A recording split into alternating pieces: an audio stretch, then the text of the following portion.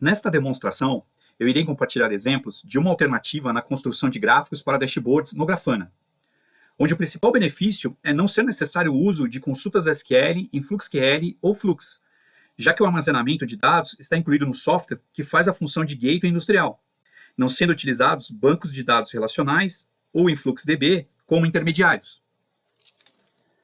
Primeiro, irei mostrar a configuração da coleta e armazenamento de dados rapidamente, em seguida informações básicas sobre APIs, e então os detalhes de como os gráficos foram gerados.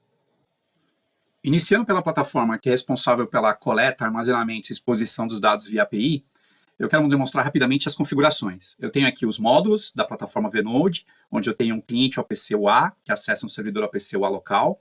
Eu tenho um módulo historiador, que está dentro do próprio software, e tenho um módulo REST API Server, responsável por expor os dados através da API do software. Eu tenho aqui um módulo onde foram configurados os tags, onde também eu configuro a historização e também a possibilidade de gerar alarmes através da configuração do próprio tag. Aqui eu tenho os dados em tempo real, que são recebidos do servidor OPC UA, e aqui os dados históricos. Nesse caso, nosso objetivo é expor esses dados para a geração de um dashboard dentro do Grafana. Antes de partirmos para os detalhes da demonstração do Grafana, como gerar os gráficos, eu quero rapidamente falar da API do vNode, onde eu tenho aqui um padrão, né, que está detalhado no manual, mas rapidamente eu quero comentar. Eu tenho aqui o IP, né, porta, e tenho aqui parâmetros de acesso à API. Nesse caso, eu tenho um comando de leitura e tenho um path que aponta para um tag.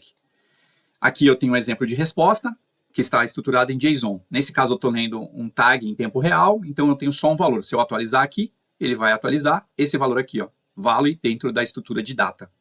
Eu tenho um exemplo também de uma estrutura de dados históricos, onde eu tenho também localhost, a porta, o comando nesse caso é histórico, o path apontando para o mesmo tag, e a novidade aqui é que eu tenho start e um end, é o período, né, que eu estou aquisitando dados através do armazenamento que está dentro da plataforma do vNode. E tenho no final aqui uma opção, né, de qual tipo de agregação que eu vou buscar. Nesse caso nenhuma, né, porque são dados brutos. E olha que eu tenho aqui a estrutura dos dados em JSON. Uma ferramenta bacana para você entender, né, como funciona essa estruturação é o JSON Formatter, que é um recurso chamado JSON Parser, o que te ajuda a entender essa estrutura. Essa é uma forma, né, onde você coloca aqui no formato árvore, né, você também tem esse view, né, onde você pode ver aqui ó, objeto, né, a raiz, então você vai em data, e aqui a gente tem a estrutura dos dados que a gente quer buscar. Data do ponto zero para a gente buscar, por exemplo, o timestamp. Ok? Isso só com uma visão bem rápida, né, sobre como funciona essa estruturação de dados que a gente vê aqui do lado. Tá? Nesse caso, o mais importante para nós é justamente data, onde estão estruturados todos os dados históricos, né, que a gente vai ler através do Grafana. Seguindo então para os detalhes de como foram configurados os gráficos dentro do Grafana, primeiro, eu quero mostrar qual plugin foi utilizado. O nome dele é Infinity, ok? Basta clicar nele, você vai instalar, add new data source, a gente vai para cá, né? Onde esse data source já está configurado. Eu tenho alguns settings básicos aqui, incluindo o nome, a autenticação, autenticação básica, né? Vai ser os dados de acesso à API do vNode, eu tenho a URL e tenho esse security, onde eu vou liberar, né, o acesso, né, qual host que está liberado. Por exemplo, se estiver rodando em outra máquina, o vNode, e você está acessando o Grafana de uma máquina principal. Bom, esses são alguns settings básicos aí. Aí sim a gente parte para os dashboards. Tá? Aqui eu tenho alguns que foram configurados, para a gente detalhar passo a passo, né, como foi feita a aquisição de dados da API do vNode. Iniciando pelo exemplo mais simples, eu clico aqui do lado, Edit. Então, eu vou verificar as mesmas configurações quando eu crio um novo gráfico, ok? Bom, primeiro eu encontro aqui um data source, vou escolher o tipo de leitura, se é JSON, se é CSV, nesse plugin tem várias opções, tem o tipo de parser, tem o URL, tem o tipo de formato de dados que vai ser recebido, nesse caso não tem problema, qualquer um deles, né?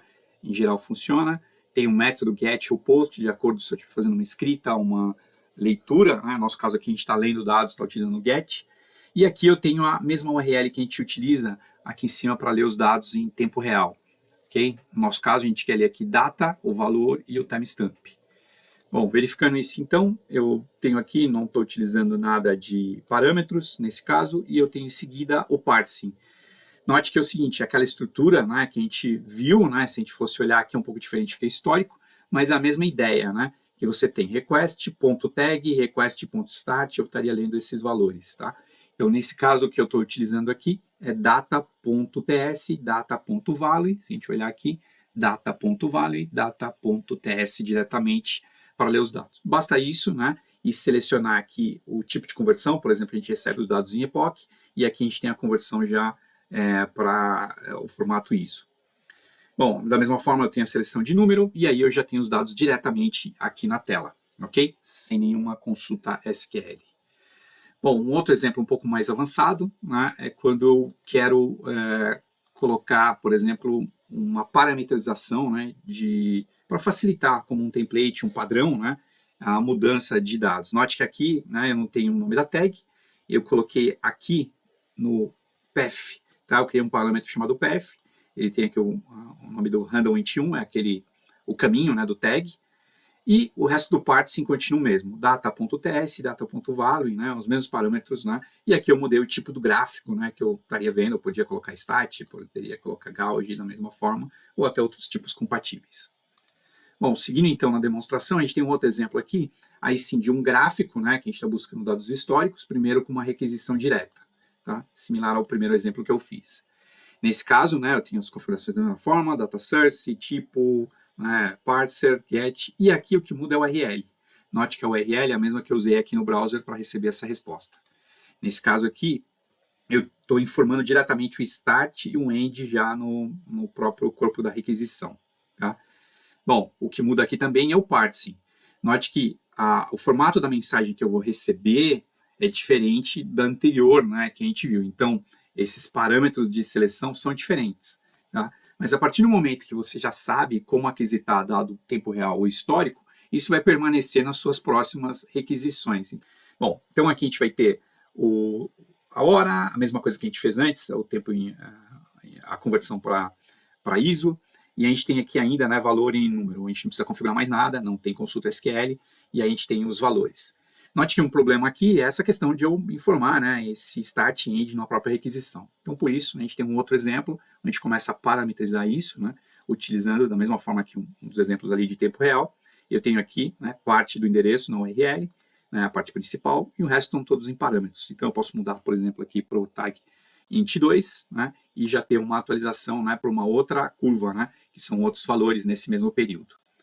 Eu posso mudar também as datas, né, e também a opção, né, do tipo de agregação que eu vou trazer esses dados. Bom, ainda não está suficiente que eu tenho que preencher isso, não tem uma forma mais fácil? Então, aí no terceiro exemplo, né, na mesma linha, eu venho aqui agora e crio, então, um outro tipo de parametrização, onde eu posso buscar os dados por essa janela de tempo que aparece aqui no Grafana. Então, eu quero dos últimos 2 dias. Então, ele vai atualizar direto pelo... Eu não preciso ficar informando o período, eu já puxo ali pelo próprio menu do Grafana. Então, como que eu fiz isso? Basta vir aqui, né? Vou mostrar aqui no Edit também.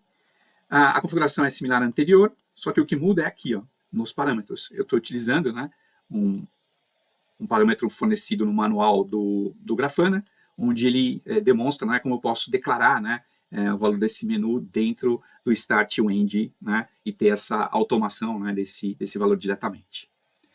Basicamente é isso, no parsing a mesma configuração, não tenho diferença dos exemplos anteriores.